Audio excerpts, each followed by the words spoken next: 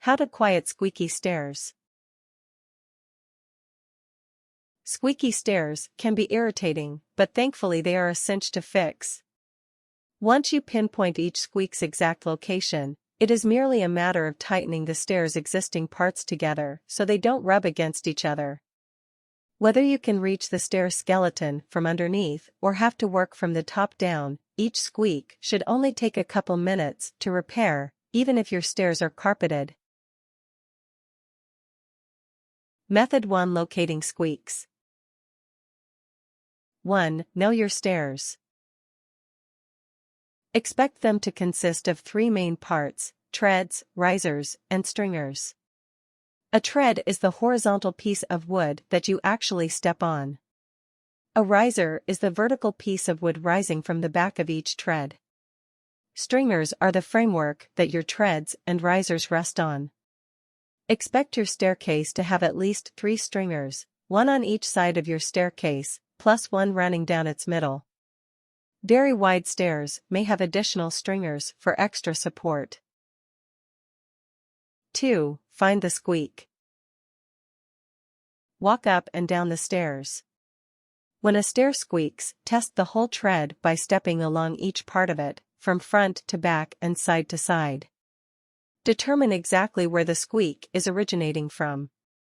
Expect it to be caused by a gap that is beginning to grow between the stair's parts at that precise spot. This gap allows the stair to grow loose, so that one part rubs against another or the nails or screws holding them together. If you don't have access to the underside of your stairs, locating the riser by sight is easy, but finding the stringers requires your ear. Gently tap the tread with a hammer.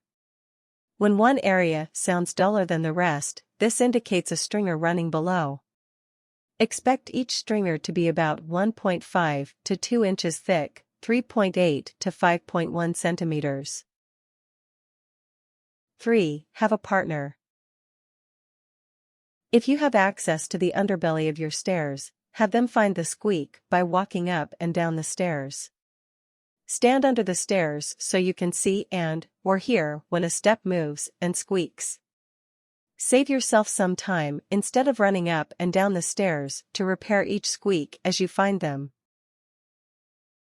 Method 2: Silencing squeaky stairs from underneath. 1. Stick a shim into tiny gaps.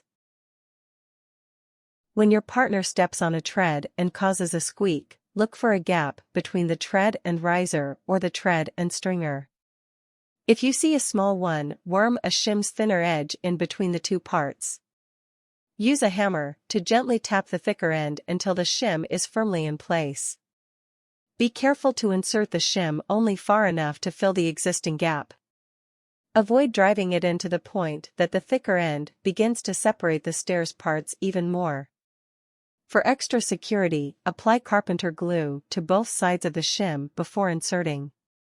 A shim may also be referred to as a wedge. 2. Use glue for longer gaps.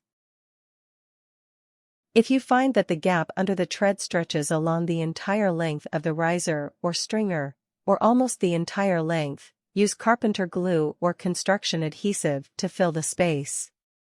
Tell your partner to step off of the tread. Insert the nozzle into the gap if you can. If not, draw a bead of glue along its length and then push the glue into the gap with any long object that is thin enough to fit into the gap.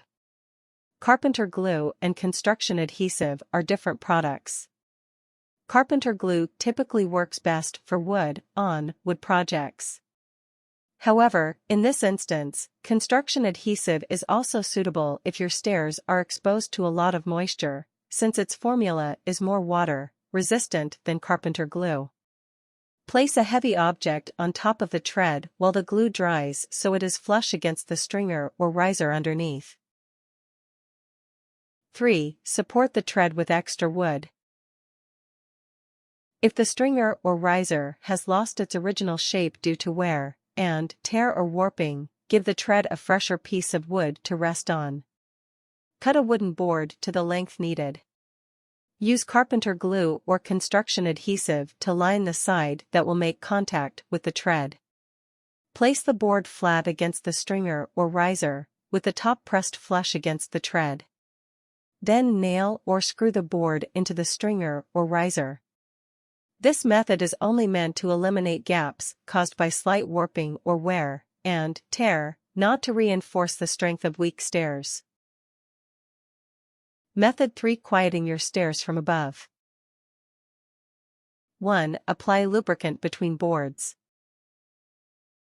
If each step to your stair is made of more than one wooden board, the squeak may be caused by those two pieces rubbing against each other. In this case, pour lubricant in between them. With a clean cloth, use your foot or hand to rub the lube further in. Suitable lubricants for this method include powdered graphite, powdered soapstone, and talcum powder. 2. Use nails to tighten gaps. Place a heavy object on either side of the area that squeaks so the tread makes contact with the stringer or riser below. Use 2 8 or 10 penny finish nails to secure the tread in place. To ensure that it remains flush with the stringer or riser over time, hammer the nails in at 45 degrees, with the sharp end of each one pointed toward the other. First, mark 2 spots on the tread along the stringer or riser underneath, to drill starter holes for your nails. Make sure these spots are separated by a wide enough margin so that the nails don't intersect. Using a drill bit with a smaller diameter than your nails, use a drill to create a shallow starter hole for the tip of each nail. Hammer the nails in until their heads are slightly lower the tread surface. Use wood putty to cover the nail heads and fill in the dents. 3. Buy a kit to deal with carpeted stairs. Ideally, time your house projects so that you can repair squeaky stairs while replacing carpet. If this isn't possible, find a kit for screwing through carpeting.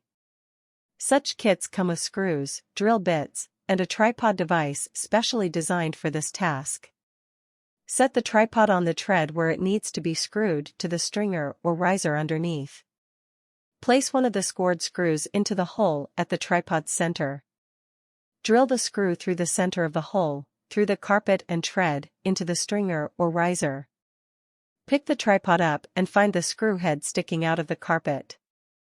Use the tripod screw gripper to break off the specially designed screw head, in the same manner you'd remove a bottle cap with a bottle opener.